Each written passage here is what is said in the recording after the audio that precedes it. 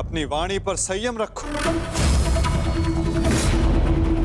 ये मत भूलो कि महात्मा विदुर ना केवल तुम्हारे महामंत्री हैं, परंतु तुम्हारे काका श्री भी हैं। काका श्री होते तो मेरा समर्थन करते, उन पांडवों का नहीं।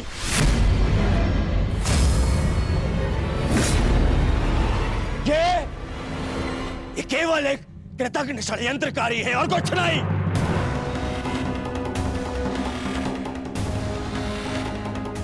इन्होंने कभी हमारे हित की बात नहीं करी।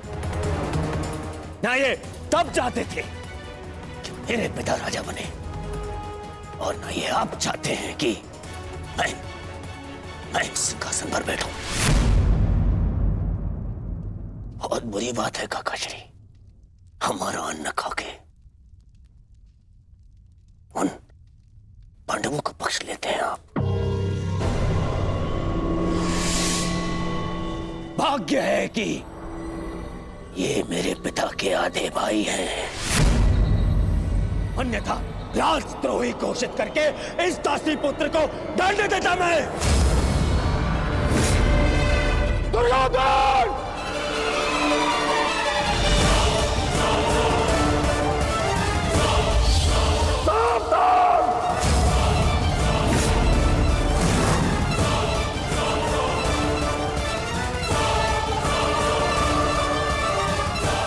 क्या कर रहे आर्य?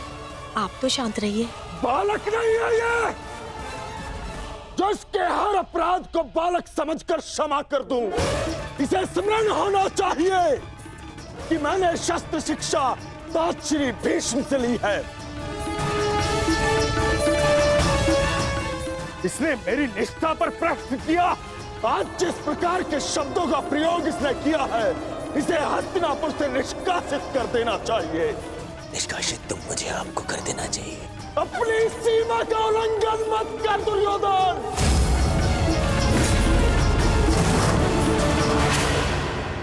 अपने शब्दों की रास को थाम कर रखो दुर्योधन। ये मत भूलो कि महात्मा विदुर हस्तिनापुर के महामंत्री और हस्तिनापुर के रणनीतिकार भी। इस समय तुम्हें उनके समर्थन, उनकी सहायता की अत्यधिक आवश्यकता है। बस! ऐसे सैकड़ों महामंत्री मेरे चरण धोते हैं। मुझे इस युद्ध को जीतने के लिए एक दासी पुत्र के समर्थन की आवश्यकता नहीं है। दुर्योधन!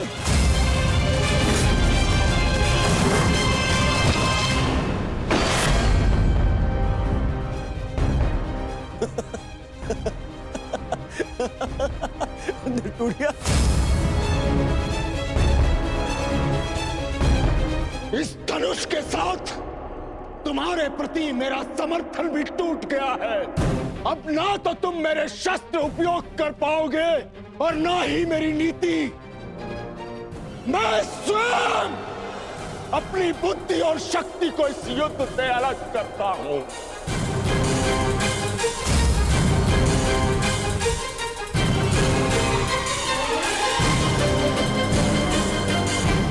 दुर्योधन, हंसना बंद करो ये हंसना। धर्मात्मा, देखिए, क्षमा कर दीजिए इसे। बच्चा है, बालक है ये। छोड़िए मामाश्री, ऐसे दोगले इंसान का हमारे साथ ना होना ही हमारे लिए श्रेयस्कर है। गंगाराज, इससे पहले कि मेरे क्रोध से मेरे विवेक का बांध टूट जाए, ले जाओ इसे यहां से। और ना जाओ तो क्या कर लेंगे? ईश्वर के लिए चुप हो जाओ। तुम्हें ज्ञात नहीं है तुमने कितना बड़ा अनर्थ किया है। अब चलो यहां से, चलो।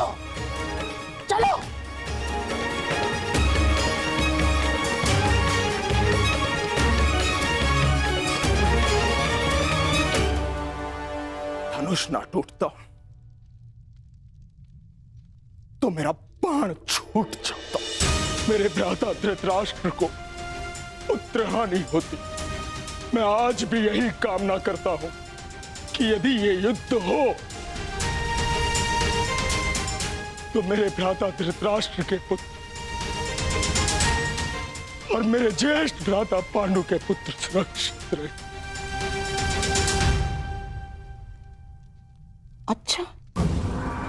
अच्छा खेल खेला आपने वासुदेव। मेरी बुद्धि तो ये सोच सोच कर कुंड हो रही थी कि आपने दुर्योधन का आतिथ्य ठुकरा कर यहाँ भोजन करना क्यों स्वीकार किया? क्या योजना थी आपकी इसके पीछे? मिल गया मुझे उसका उत्तर। गांधार राज, मैं यहां आया, ये मेरा चुनाव था। दुर्योधन ने जो व्यवहार यहां किया वो उसका चुनाव था, और अब महात्मा विदुर इस युद्ध से अलग हुए हैं तो ये इनका चुनाव है। अपना चुनाव करने का अधिकार हर मनुष्य को है गांधार राज, और उस चयन का प्रतिफल चुका उसकी विवशता।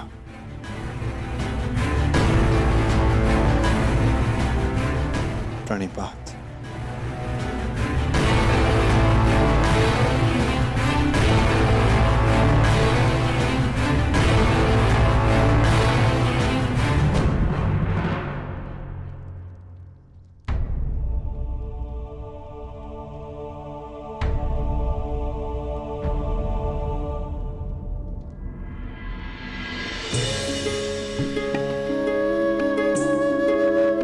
कान्हा, तुम यहाँ?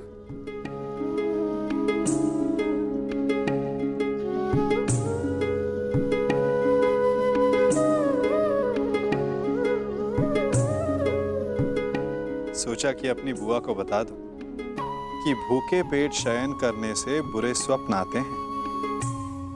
मेरी निद्रा और भूख तो तभी उड़ गई थी जब युद्ध की घोषणा हुई थी। कृष्ण,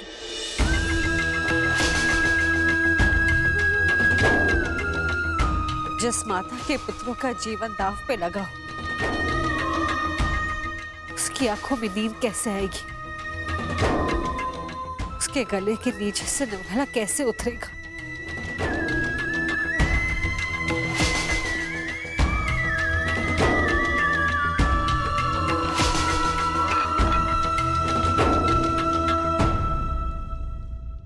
बुआ, बैठो। मैं तो यहां इसलिए आया था कि अपनी बुआ के साथ भोजन का आनंद उठा सकूं, परंतु मेरी बुआ इतनी व्याकुल, इतनी निराश है।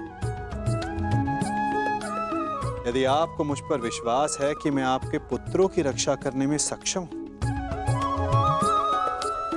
तो क्या आप फिर भी भोजन नहीं करेंगी? तुम्हारी बात कोई चाह के भी कैसे टाल सकता है? तो फिर पहले आप भोजन कीजिए।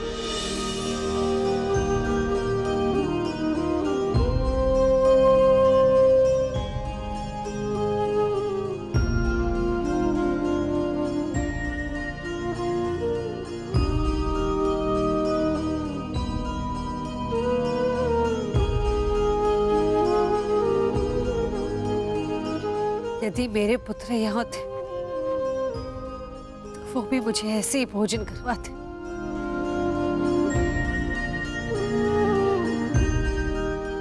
धन्यवाद कृष्ण, जो तुम यहाँ पर आकर मेरे पुत्रों के स्थान पर खड़े हुए और प्रकृति विकट परिस्थिति में मेरे पुत्रों का मार्गदर्शन करने के लिए।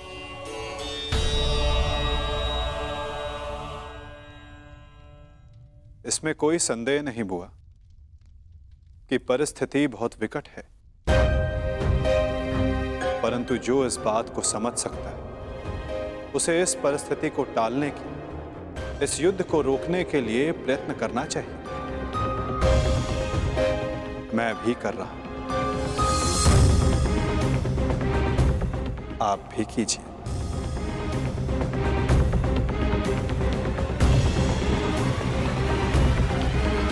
कर सकती हूँ।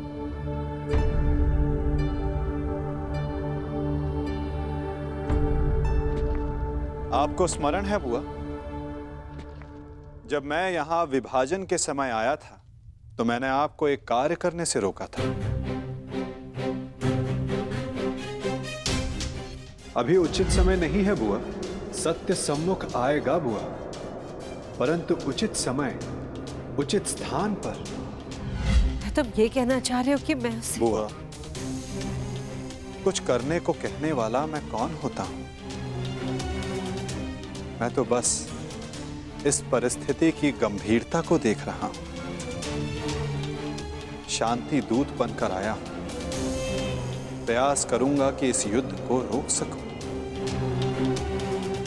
परंतु प्रतीत ये होता है कि इस युद्ध को टाला नहीं जा सकता।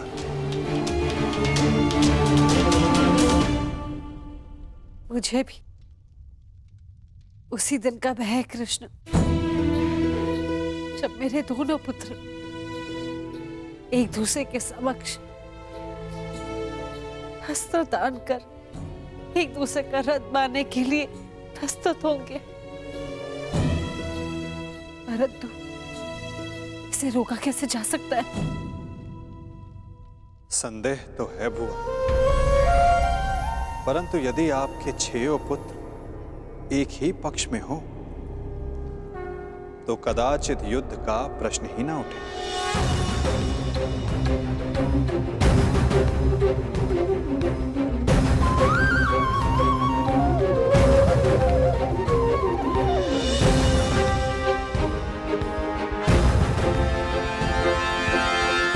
मैं वो करने जा रहा हूं जो मेरा कर्तव्य है। आप वो करें जो आपको उचित लगता है।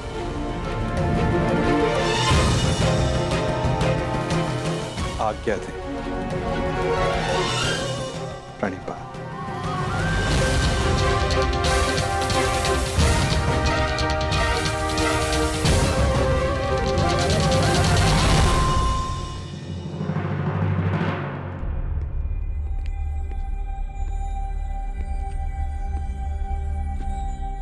माधव,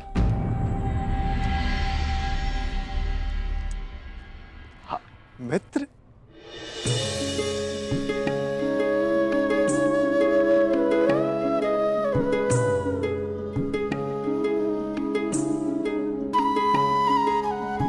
मुझे बहुत प्रसन्नता हुई तुम्हें फिर से देखकर। कहाँ थे तुम? मेरे स्वागत के लिए नहीं आए?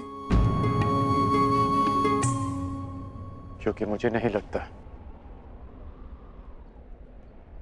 कि यहाँ आपको स्वागत देने के लिए बुलाया गया है। मैं तुम्हारा तात्पर्य समझा नहीं मित्र। आप सब जानते हैं फिर भी अनजान बन रहे हैं। आप गांधार नरेश को मुझसे अधिक समझते हैं। ये स्वागत प्रारंभ है, इसके बाद अपमान होगा और हो सकता है कि कोई जाल भी रचा हो। यदि जाल होगा तो मुझे पूर्ण विश्वास है कि मेरा धनुर्धारी मित्र उस जाल को अपने बाणों से काट देगा।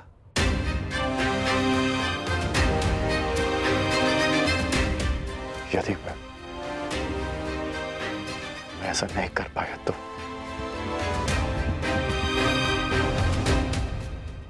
मैं स्वयं उसका त्राण करूंगा मित्र। हाँ, आप हम सबसे भिन्न हैं, अधिक सक्षम हैं, अधिक शक्तिशाली हैं, किंतु आप भी तो मानव का ही रूप है ना, और मानव सब कुछ नहीं जानता। अन्यथा आज आप दुर्योधन की सभा में नहीं आते।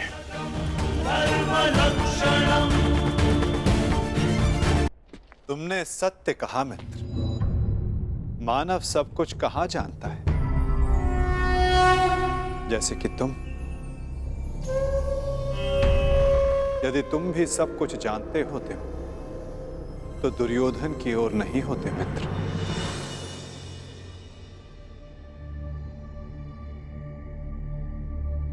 वासुदेव, बात को समझने का प्रयास कीजिए। मैं भावी संकट की बात कर रहा हूं।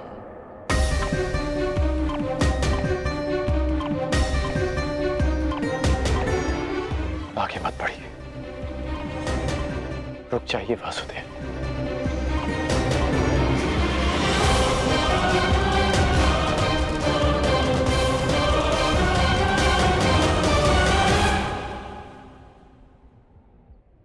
मित्र, तुम चिंता ना करो। यदि मैं हर उस स्थान पर रुक जाता जहां संकट संभव था, तो मेरे जन्म लेने के पश्चात मैं बंदी गृह में नहीं रुक जाता मित्र। मामा कंस के बुलाने पर मथुरा नहीं जाता। मामाओं से निपटने का मेरा बड़ा अनुभव रहा है मित्र। मैं जानता हूं कि भीतर क्या होने वाला।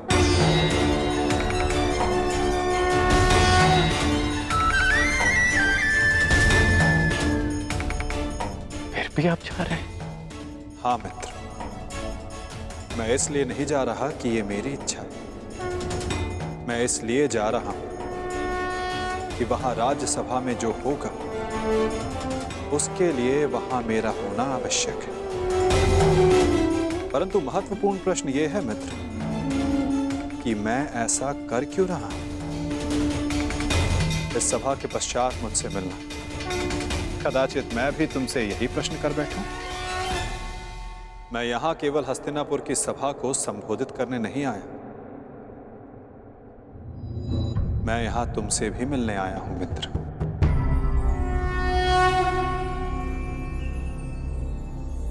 तुम सदा मुझसे यही प्रश्न करते आए हो कि मैं इस पक्ष में क्यों, मेरा मत क्या है। क्या मैं ही करता धरता हूं या केवल दृष्ट? क्या मैं ही कार्य साधता हूं या कार्य का साक्षी मात्र? मेरे साथ आओ मित्र, तुम्हें इन सब प्रश्नों का उत्तर मिल जाएगा।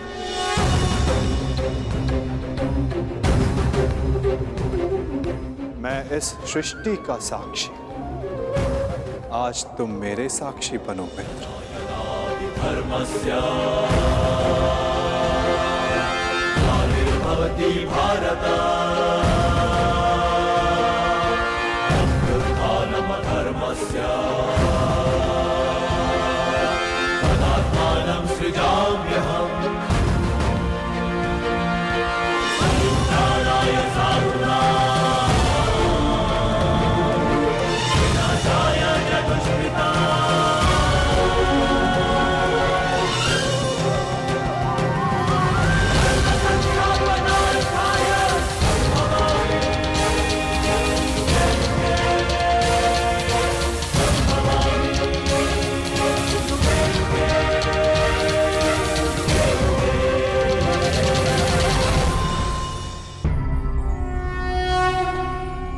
यदा यदा हि धर्मस्य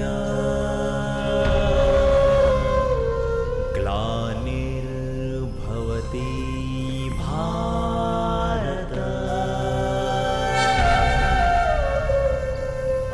अभ्युत्थानम् अधर्मस्य तदात्मानं सृजाम्यहम्।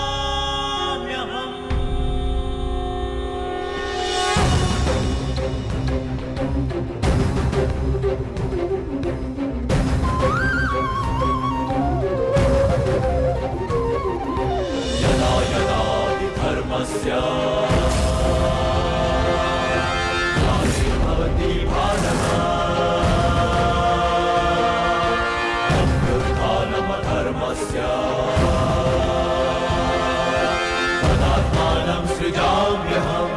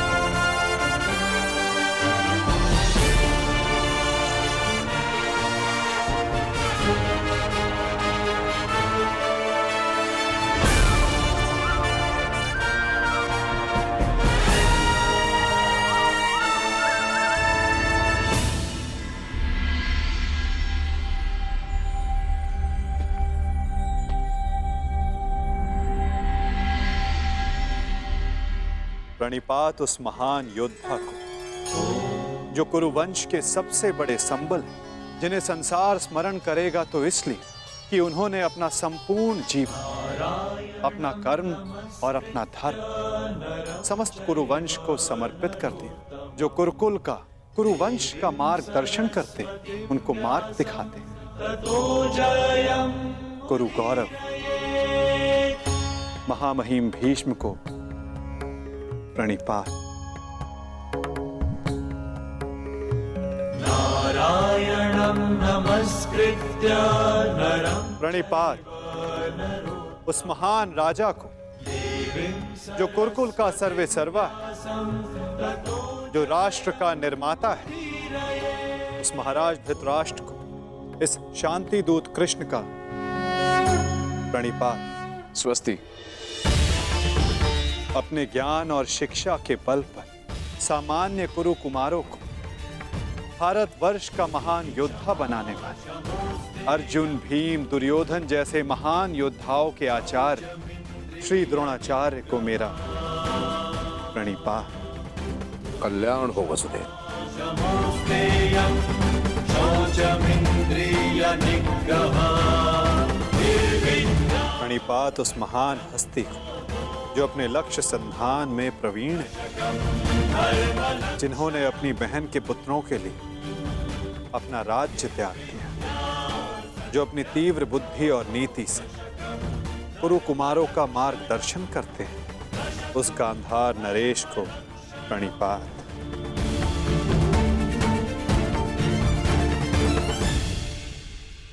प्रणिपात महानितिज्ञ महात्मा विदुर को।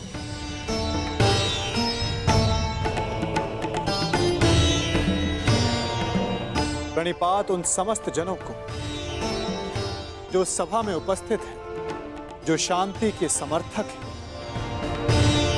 प्रणिपात का अर्थ है अपना शीश झुकाना। हम सब अपनी संतानों को उन सब के समक्ष शीश झुकाना सिखाते हैं जिन्होंने अपने जीवन में महान कार्य किए, परंतु मैं आप सबके समक्ष प्रणिपात इसलिए नहीं कर रहा कि आप सब ने महान कार्य किए। मैं प्रणिपात इसलिए कर रहा हूं कि आप सब अब भी एक महान कार्य को संपन्न करने के लिए सक्षम हैं। वो महान कार्य जो कि एक महायुद्ध है, एक महाविनाश है, उससे मुक्ति पाना, जिसके पश्चात एक महान शांति की स्थापना होगी, धर्म का उदय होगा। मुझे विश्वास है कि आप सभी कल आने वाले महाभारत के महाविनाश को देख सकते हैं, और यदि आप सब चाहें तो आर्यव्रत को इस विनाश से बचा भी सकते हैं। मुझे अधिक प्रसन्नता होगी कि आप सबके सहयोग से भारतवर्ष में होने वाले इस महाभारत से सबको बचा सकूं और मेरे यहाँ उपस्थित होने का लक्ष्य पूर्ण कर सकूं। मुझे पूर्ण विश्वास है कि आप सब में से कोई भी ये युद्ध नहीं चाहेगा।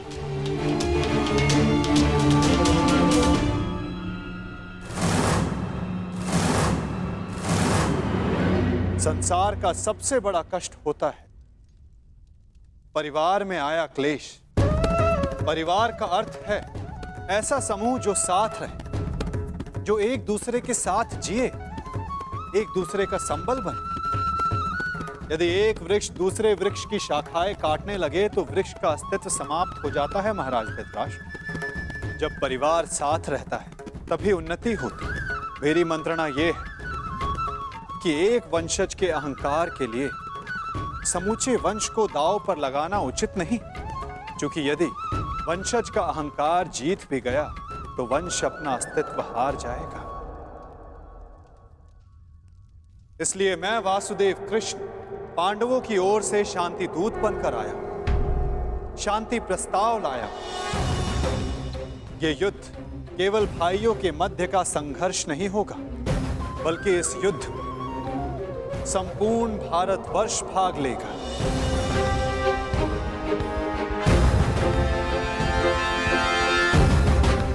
इसलिए विनाश भी सैकड़ों, सहस्त्रों और लाखों नहीं, करोड़ों में होगा। और इसीलिए मैं ये अंतिम प्रयास करने आया, ये प्रस्ताव लाया कि आप सभी इस महाभारत को, इस महायुद्ध को रोकने के लिए मेरी सहायता करें।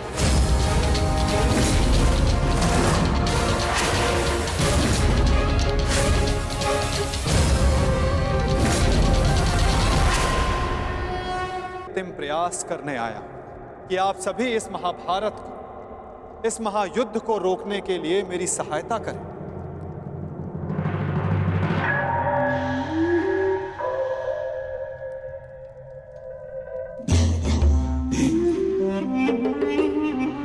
साधु साधु वासुदेव, आप तो सचमुच धन्य हैं।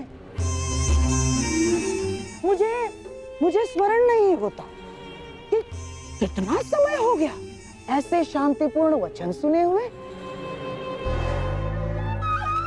मुझे तो ऐसा प्रतीत होता है वासुदेव कि आपके मुख से शब्द नहीं, फूल झड़ रहे हैं, फूल। मैं अभिभूत हो गया वासुदेव। और सच कहूं वासुदेव, मैं भी आपसे सहमत हूं।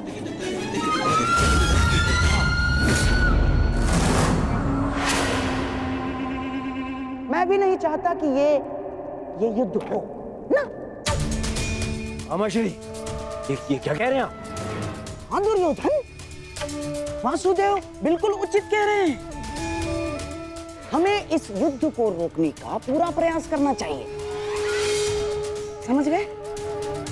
हाँ हाँ वासुदेव, सबसे श्रेष्ठ युद्ध वो है जो कभी हो ही नहीं। और युद्ध की परिस्थिति उत्पन्न न होने देने का एक ही उपाय है कि एक पक्ष दूसरे पक्ष पर आक्रमण ना करे।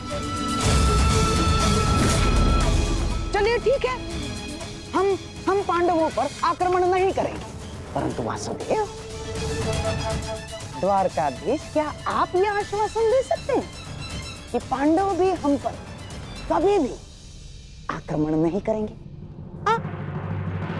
कभी भी। गांधार नरेश, आप आक्रमण के संदर्भ में बात कर रहे हैं और मैं यहां युद्ध की आवश्यकता को ही समाप्त करने के विषय में बोल रहा हूं। अच्छा ऐसा है। यदि ऐसा है वासुदेव, तो हम आपका प्रस्ताव सुनना चाहेंगे। हाँ, आप शांति दूत हैं तो संदेश तो लाए होंगे। और हाँ, ऊपर से आप शांति प्रस्तापित करना चाहते हैं। तो वासुदेव, शांति प्रस्तापित करने के लिए जिस समाधान की आवश्यकता होती है, वो समाधान भी लाए होंगे आप, है ना? बताइए, क्या है इसका समाधान? प्रत्येक युद्ध की नींव में अन्याय छिपा होता है गांधार राज, और अन्याय का केवल एक ही समाधान है, और वो समाधान है न्याय।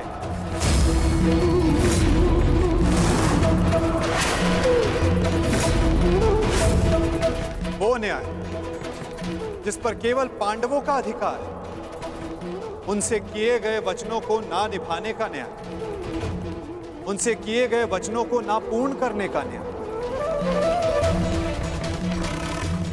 इस भरी सभा में जो अधर्म हुआ, जो अन्याय हुआ, उसके प्रति न्याय।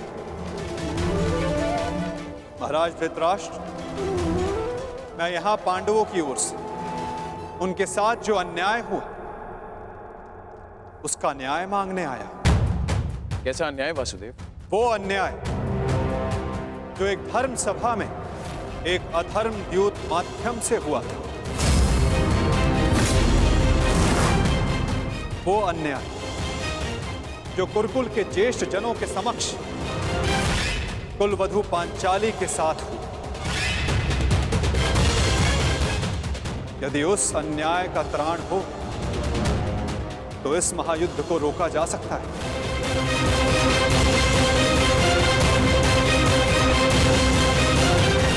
कुरुकुल श्रेष्ठ महाराज धृतराष्ट्र, महामहिम भीष्म, मैं पांडवों की ओर से उस अन्याय के लिए न्याय मांगने आया हूं। स्मरण रहे महाराज, यदि आपने पांडवों को न्याय नहीं दिया, या तो उसे वो पुण्य से अर्जित कर लेंगे या फिर उसे छीन लेंगे।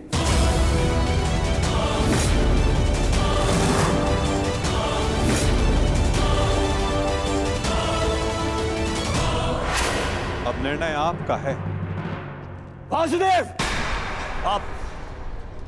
आप यहाँ शांति प्रस्ताव लेकर आए हैं या हमें धमकाने आए हैं? वो उस द्यूत में जो कुछ भी हुआ सबकी उपस्थिति में हुआ, युधिष्ठिर की इच्छा से हुआ। अरे वो हार गया, अपना राज्य हार गया, वो उसका प्रारब्ध था। छलबद्ध अन्याय को प्रारब्ध नहीं कहा जा सकता युवराज। जिस प्रकार मंदिर में किया गया पाप पुण्य नहीं बन जाता, उसी प्रकार धर्मवीरों की उपस्थिति में सभा में किया गया धर्म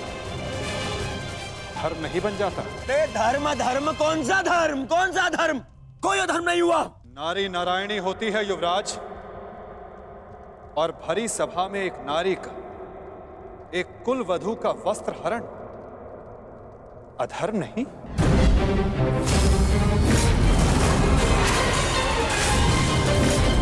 यदि तुम्हें विश्वास नहीं तो अपने ज्येष्ठों की झुकी दृष्टि से पूछो दुर्योधन।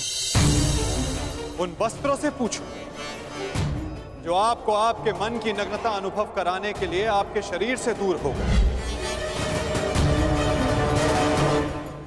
उन प्रतिज्ञाओं से पूछो जो पांडवों ने अपने भ्राताओं के विनाश के लिए मांगी।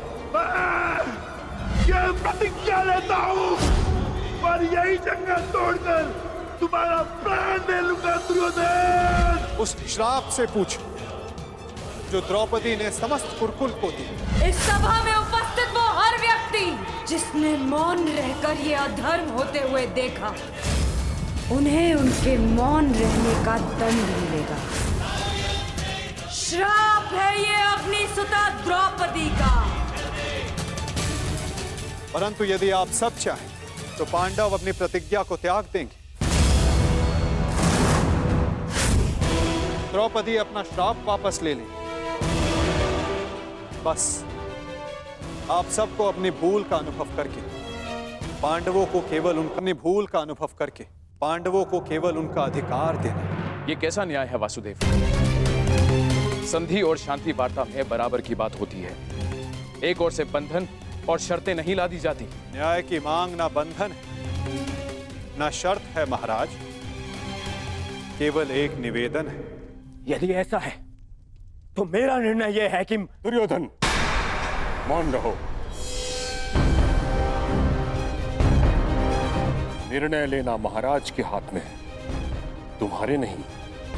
तुम शांत रहो। राजा होने के नाते मेरा कर्तव्य है कि मैं सबकी बातें सुनूं ताछरी, अपने मंत्रणाकारों का सम्मान करूं। दुर्योधन युवराज है, हस्तिनापुर का भवी महाराज है, इसलिए इस संदर्भ में मैं अपने पुत्र और हस्तिनापुर के युवराज दुर्योधन को अपना निर्णय प्रस्तुत करने की अनुमति देता हूं।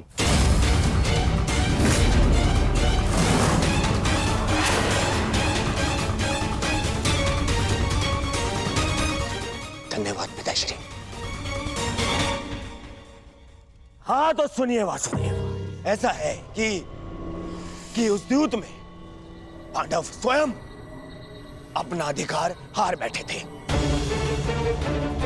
अब ना तो वो किसी भी राज्य का उनको अधिकार है और ना ही राजा होने का।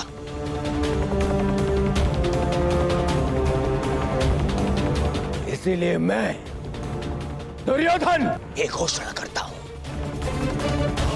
कि हस्तिनापुर आपका ये शांति प्रस्ताव ठुकराता है।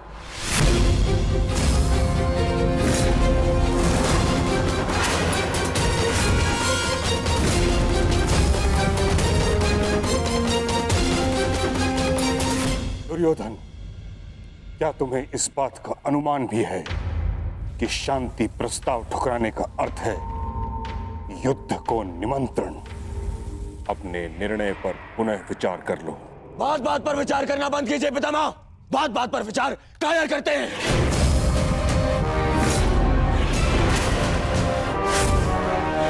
योद्धा का जन्म ही युद्ध के लिए होता है और मैं इस युद्ध के लिए प्रस्तुत हूं।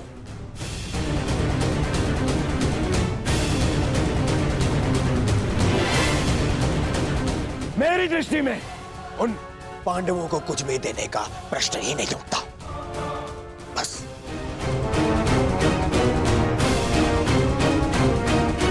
मैंने ये सभा समझौते के लिए रखवाई थी, न कि अपने ही अधिकार के त्याग के लिए। ये मेरा अंतिम निर्णय है।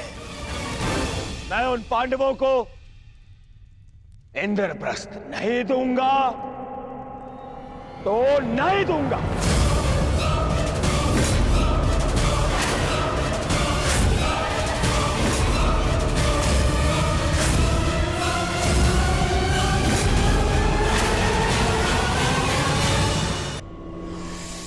इंद्रप्रस्थ नहीं दूंगा तो नहीं दूंगा।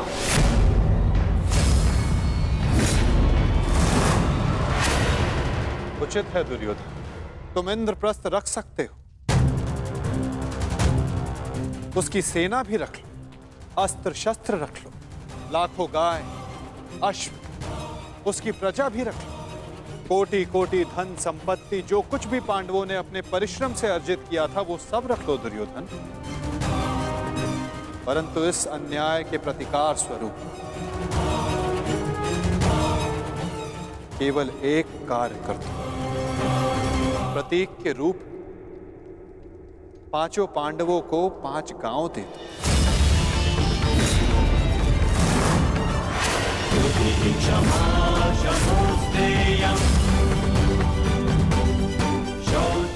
इतना तो दे ही सकते हो दुर्योधन। 5 पांडव वहां सुख से निवास करें और कुछ नहीं चाहेंगे। इस युद्ध को टालने के लिए केवल 5 गांव देना स्वीकार है तुम्हें?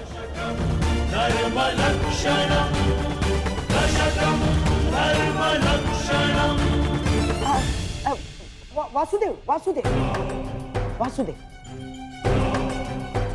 यदि दुर्योधन 5 गांव दे देता है तो क्या आप वचन देंगे कि पांडव इंद्रप्रस्थ की चाह में आक्रमण की चेष्टा नहीं करेंगे? हाँ गांधार नरेश, मैं वचन देता हूं कि इस स्थिति में पांडवों की ओर से कोई आक्रमण नहीं होगा। वो हर परिस्थिति में संतुष्ट रहेंगे।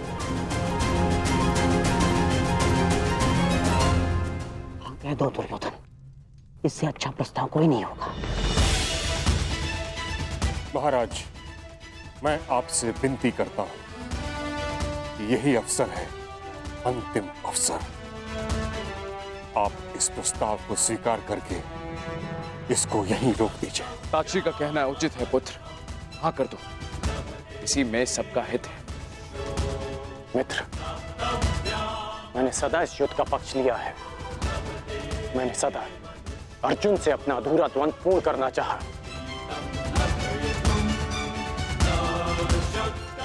मैं अपना अधूरा द्वंद्व कभी और पूर्ण कर लूंगा।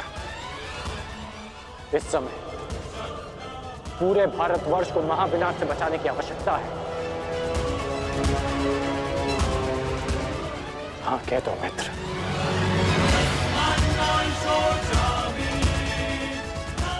तुमने तो एक अनजान का मान रखने के लिए उसे अंगराज बना दिया, तो लाखों के प्राणों को बचाने के लिए 5 गांव दे दो मित्र। देख रहे हैं वासुदेव, मेरे मित्र अंगराज मेरे साथ है।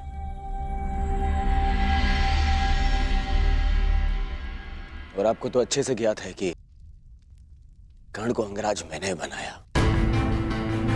उसे वो दिया है मैंने जो पांडव नहीं दे पाए। ना पांडव, ना पितामह।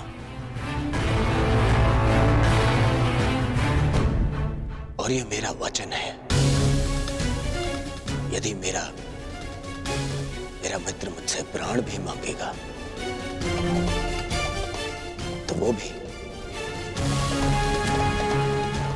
मैं प्रसन्नता से दे दूंगा।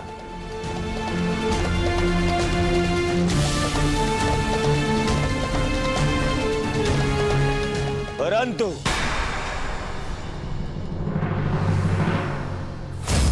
ऐसा सोचना भी मत कि मैं उन पांडवों को कुछ भी देने वाला हूं।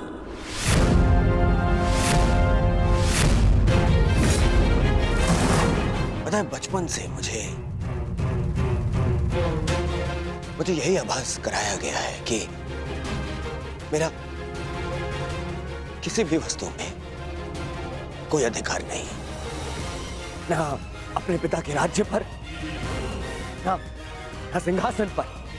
जो भी मिले या तो दे दो या उन पांडवों के साथ में बांट लो। और तुम अधिकार की बात करते हो वासुदेव, तो बताओ मुझे, मेरा अधिकार उन पांडवों ने मुझे कब दिया? कब? गुरु का प्रेम,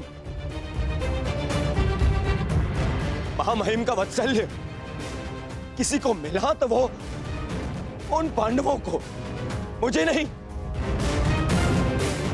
मेरे पिता के राजा होने पर, युवराज पद पर किसी का अधिकार था तो वो मेरा था, परंतु मुझे नहीं मिला। वो मिला उस युधिष्ठिर को। दुर्योधन की बात तर्कसम्मत है वासुदेव। युवराज राजा का पुत्र ही बनता है और यही नीति है। आप तो कभी वास्तविक राजा थे ही नहीं महाराज। आप तो आज भी हस्तिनापुर के केवल कार्यकारी नरेश। आपका राज्य अभिषेक भी नहीं हुआ। और रही बात नीति की, तो कुल वधू का वस्त्र हरण, उसका अपमान कहां की नीति है? पांडवों का पक्ष लेना बंद करो ग्वाले। मैंने उस द्रौपदी को धर्म पूर्वक द्यूत में जीतकर उसे अपनी दासी बनाया। उसका वस्त्र हरण करना मेरा अधिकार था, क्योंकि जो दासी अपने स्वामी की आज्ञा का पालन ना करे वो दंड की अधिकारिणी होती है। नारी केवल सम्मान की अधिकारिणी है दुर्योधन।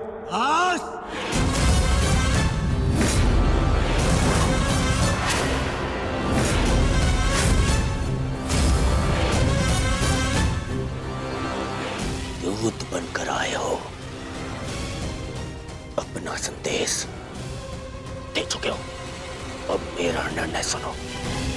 मैं उन पांडवों को 5 गांव तो क्या, एक सुई की नोक बराबर धरा भी नहीं दूंगा।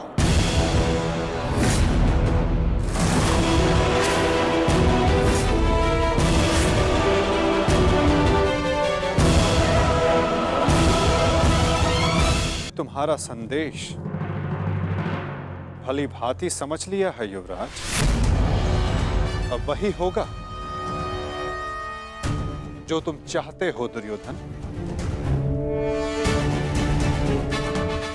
अब महाविनाश होगा, महायुद्ध होगा, महाभारत होगा।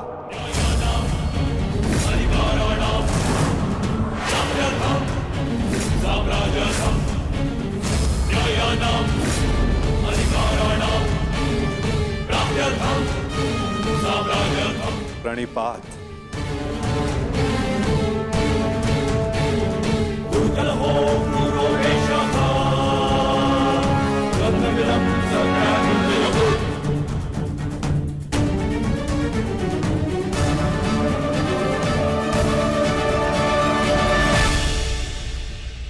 रुकिए केशव। मित्र, एक बार और विचार कर लो। अरे मित्र, राजा बलि की कथा स्मरण है तुम्हें? वो मायावी वामन मुझसे 3 पग मांगने आया था। 3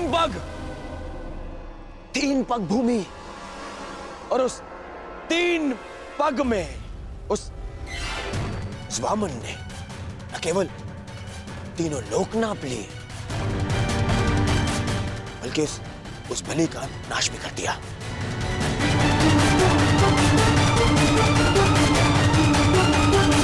अरे इस छलिया को 5 गांव दे दूंगा तो यह हस्तिनापुर का अस्तित्व ही मिटा देगा।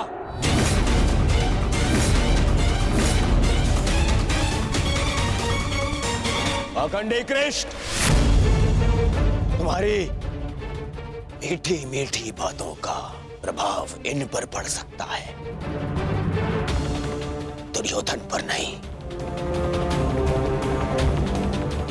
तो फिर मैं प्रस्थान करता हूं।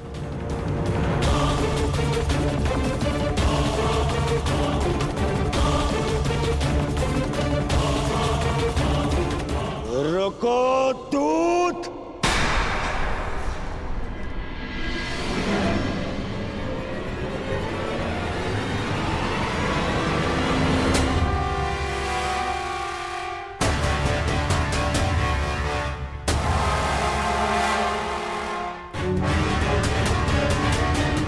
मैंने तुम्हें जाने की आज्ञा नहीं दी है अभी।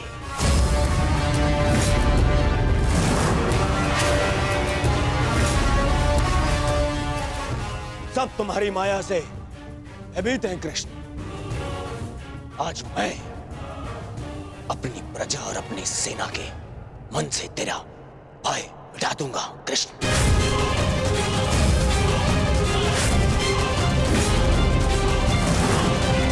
तुम हस्तिनापुर से बाहर नहीं जाओगे।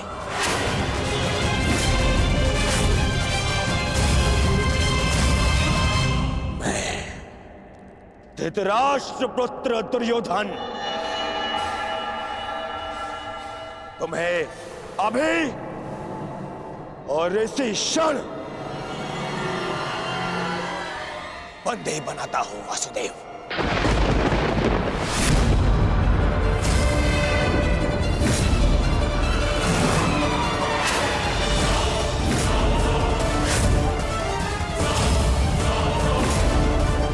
सैनिकों, बंदी बनाओ इस छलिए को।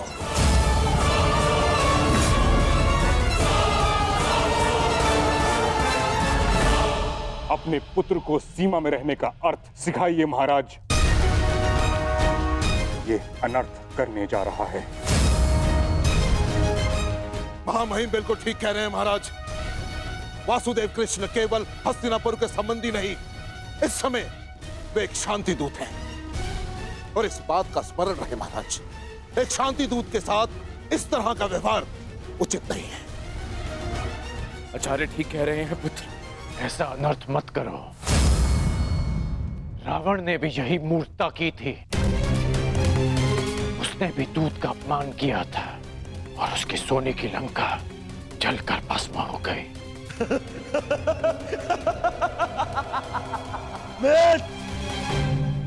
रावण मूर्ख था जो सामान्य रस्सी से हनुमान को बांधने चला था, परंतु मैंने इस विशेष दूत के लिए एक विशेष धातु की श्रृंखला बनवाई है।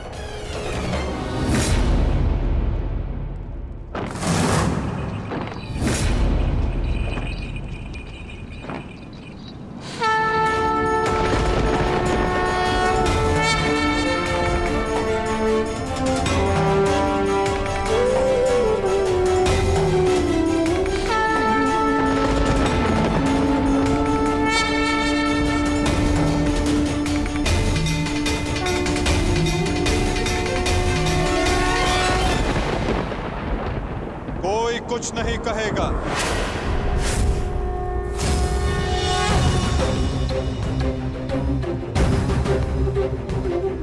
मेरा आप सबसे निवेदन है कि मेरे और दुर्योधन के मध्य में ना आए और साक्षी बने इस क्षण के। इसे भान नहीं कि ये क्या कर रहा है, जिसके जन्म के पश्चात जिसे बंदी गृह की बेड़ियां ना बांध सके, सैनिकों का पहरा ना रोक पाए, आज तुम उसे बांधने चले हो दुर्योधन। सामर्थ्य है तुम में तो बढ़ो आगे, हो सके तो साधो मुझे दुर्योधन, अपने इन श्रृंखलाओं में बांधने का प्रयास करो।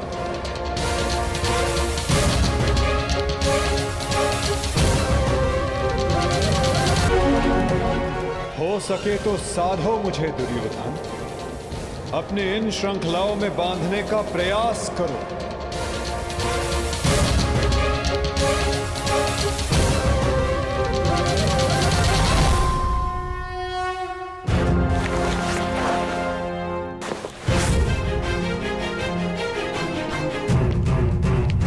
उठो उस तेरे को।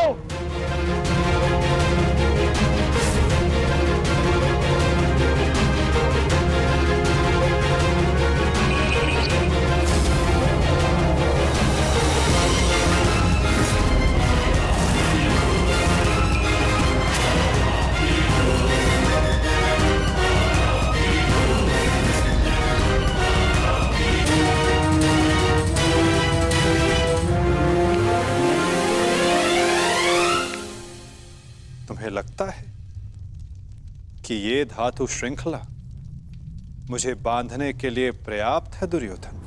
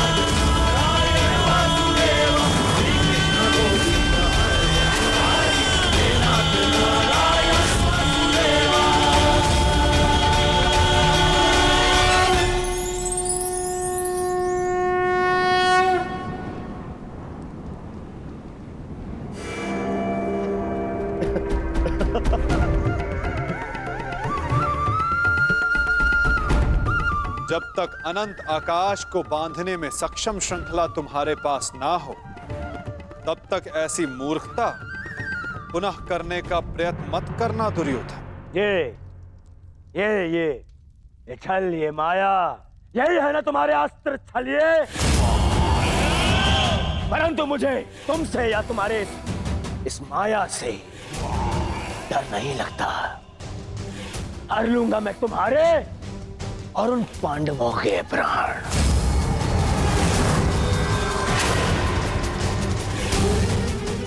स्मरण रखना कि इस महायुद्ध में अंत करेगा तुम्हारा और उन पांडवों का यह दुर्योधन। जो स्वयं मृत्यु के शिखर से गिरने वाला हो, उसे अपने अंत की चिंता करनी चाहिए मूर्ख दुर्योधन। जिस सत्य को, जिस भविष्य को मैं टालना चाहता था, उसे आज तुमने स्वयं आमंत्रण दे दिया। और सत्य ये कि इस महायुद्ध के अंत में तुम्हारे पापों और तुम्हारे पाप में भागीदार रहे प्रत्येक का अंत होगा। ये युद्ध अंत होगा।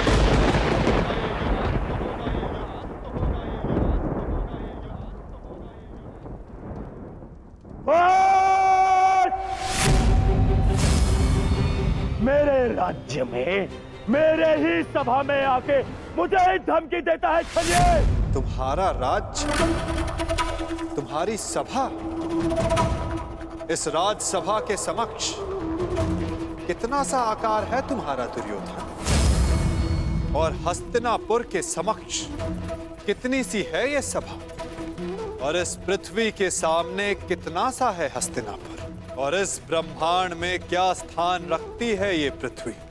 यदि मनुष्य का अभिमान और दम उसके आकार से अधिक बड़ा हो जाए तो वही मनुष्य को स्वयं अपने बोझ से मार डालता है, और तुम्हारे अंत का कारण भी यही अभिमान होगा दुर्योधन, और तुम्हारा अंत भी तुम्हारे इसी अभिमान से होगा दुर्योधन।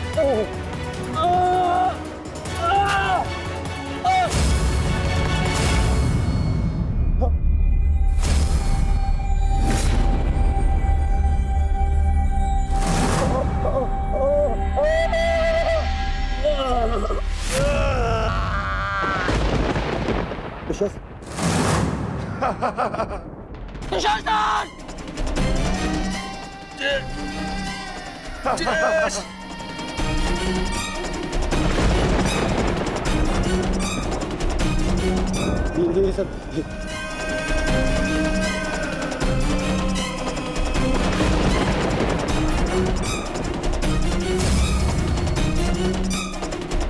पितामह,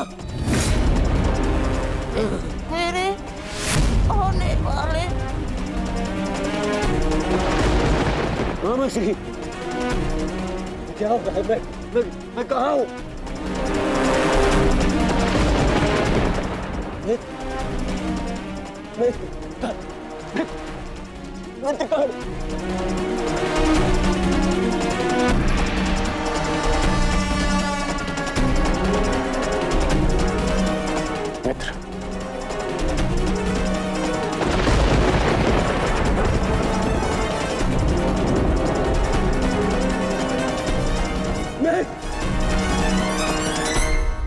मित्र का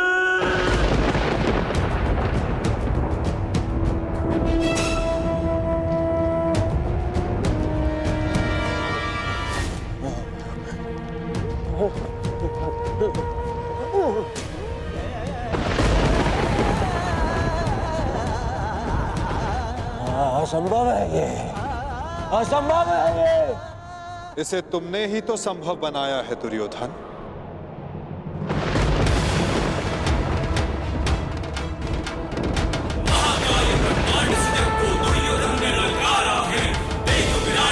दुर्योधन महाविनाश अब आता है, कमल नयन में देख आज भड़की महा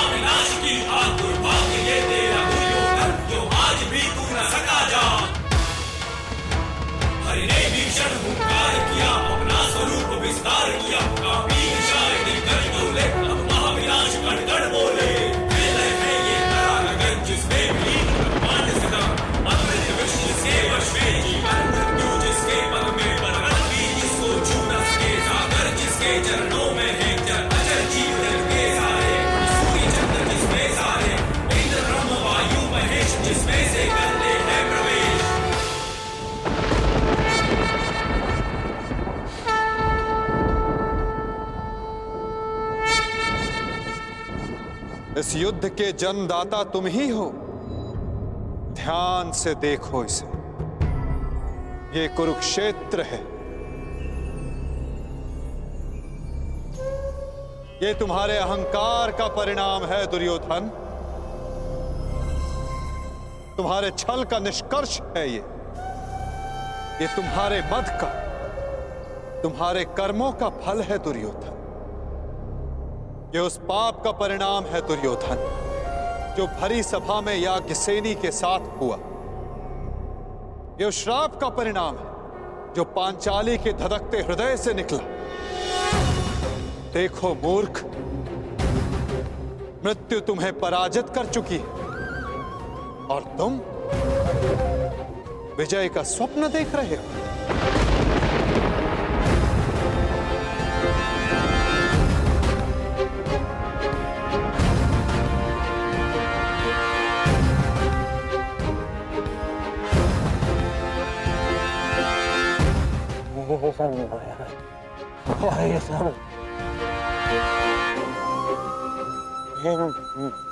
माया है।